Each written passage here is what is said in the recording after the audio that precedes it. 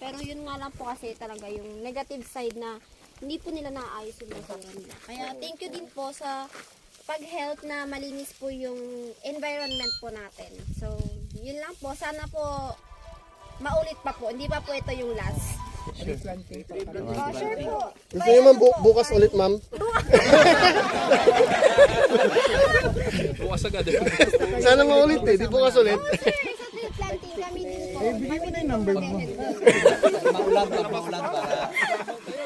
buhay na buhay yun. Ma'am, di question, ma'am, question mo. Ma'am, for example, may mga riders gustong pumasok. Paano ang gagawin nila? Either po mag-ano po tayo kay Mayor or dito po sa may checkpoint po natin. Okay. So, dapat meron po yun. Opo. Pero mostly po talaga, nagpapaalam po muna kayo bago po. Pero pag may mga ganito naman po tayong activity, automatic naman po.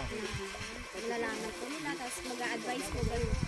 Ano pag may activity ka, i-report muna sa munisipyo or doon na lang sa checkpoint? Ano po sir, yung letter po na sinend nga po ni sir, ano po yun, papareceive po namin sila per department para per department po ng munisipyo ng mga taram is malalaman po.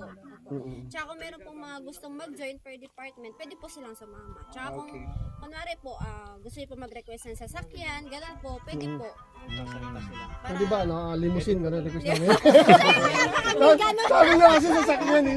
Joke lang, joke lang. Kaming ganun sir. Pero usually dito lang Pero baka meron. Opo sir, dito po. Tsaka pag tree planting po kasi sir, dun po sa may checkpoint, dun po, yung last ng tree planting. Mendros. Tapos may dulo.